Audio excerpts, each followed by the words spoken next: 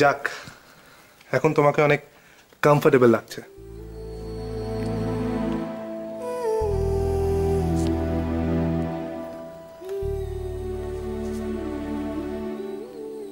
বাবার সাথে কথা বলছিলেন তাই না?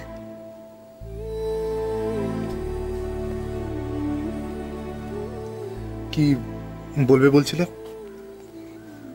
ও হ্যাঁ, আমি না মনির বাড়ি থেকে কয়েকটা জিনিস পেয়েছি। জানি না সেগুলো আমার কাজে লাগবে কিনা। ওখানে একটা অ্যালবামও পেয়েছি, বেশ কিছু ছবিও আছে ওর মধ্যে। ছবি? হ্যাঁ। একবার নিয়ে আসবে? এক্ষুনি আনছি।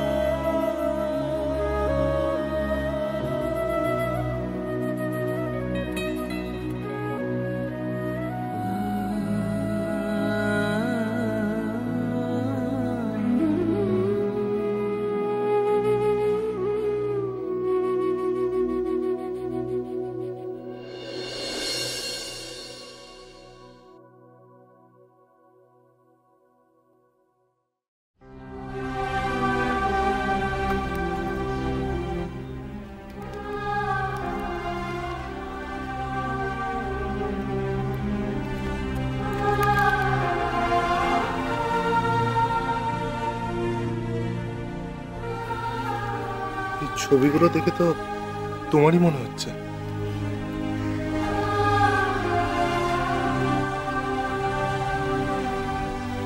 তার মানে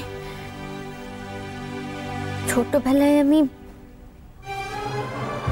এইরকম দেখতে ছিলাম।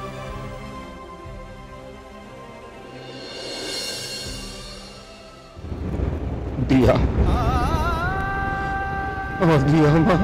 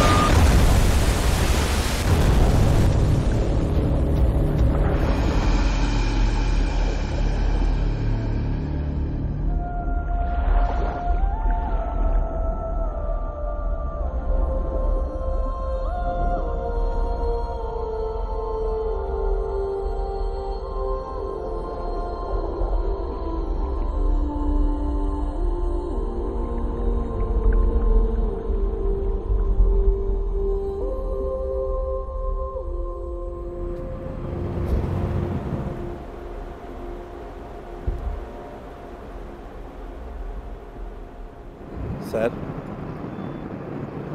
স্যার, প্রত্যেক বছরই তো এই দিনটাতে এখানে আসেন, কিন্তু শুধু দুঃখই তো পান স্যার। আমার মেয়েকেও একদিন আমি পাবো। দেখো,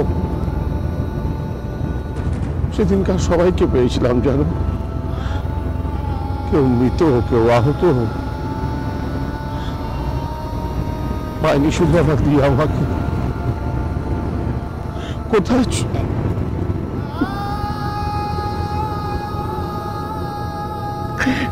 কিন্তু ও বেঁচে আছে, শিওর।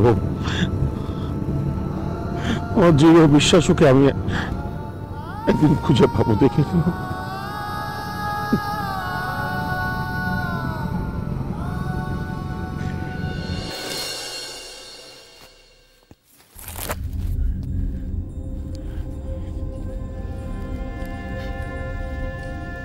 এই ছবিগুলো আমার কিনা একমাত্র মনি বলতে পারবে, কিন্তু মনি তো এখন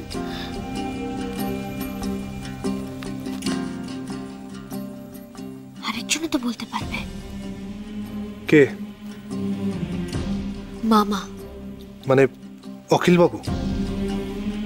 হ্যাঁ, কিন্তু মামাকে আমার একটুও বিশ্বাস হয় না। পেরেছি।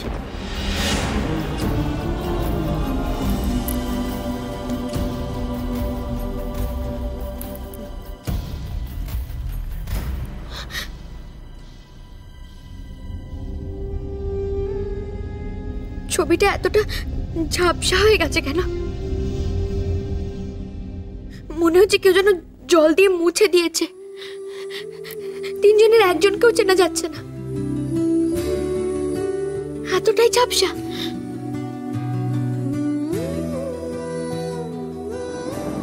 চোখের জলে ছবি ঝাপসা হয়, কিন্তু স্মৃতি আরো স্পষ্ট হয়ে ওঠে। সেদিনের সেই ভয়াবহ স্মৃতি আমি কি করে ভুলবো? আমার স্ত্রীকে হারালাম, আমার সবচেয়ে কাছের বন্ধু সুদীপ আর তার স্ত্রী সুনিতাকে। তাদের একমাত্র ছেলে রাজদীপকে ওই অসুস্থ অবস্থা থেকে কিভাবে সেবা শুশ্রূষা করে বাঁচিয়ে তুললাম তা একমাত্র আমিই জানি। আর আমার একমাত্র মেয়ে, আমার দিয়া কোথায় জোয়ারের জলে ভেসে গেল। দেখতে দেখতে তো 12টা বছর কেটে গেল স্যার। এখনো কি কত কিছুই তো ঘটতে পারে স্যার। তুমি আমায় যা বোঝাতে চাইছো, আমার মন, আমার বিশ্বাস তা সায় দিচ্ছে না কানাই। তুমি দেখো, কেউ না কেউ কোনো না কোনো দিন দিয়াকে আমার কাছে নিয়ে আসবে।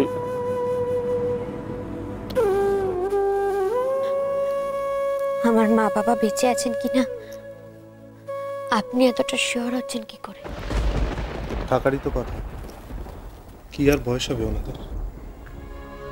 দুর্ঘটনা কি আর বয়স থাকে? নইলে বলুন না, আমারই তো আর বেঁচে থাকার কথা না। আপনি না আমাকে বলেছিলেন একটা অ্যাক্সিডেন্টের পর কয়েকজন আমাকে নার্সিং হোমে ভর্তি করে দিয়েছিল। তারপর যখন আমি সুস্থ হয়ে উঠি তখন মনি বুঝতে পেরেছিলেন আমার সমস্ত পুরনো স্মৃতি আমার মন থেকে মুছে গেছে। কি নিয়ে লড়াই করব বলতে পারেন? কোন মন দিয়ে খুঁজবো আমি? সেই অ্যাক্সিডেন্টের আগের অতীত তো আমার মন থেকে হারিয়ে গেছে। তোমায় ছাড়া ঘুম আসে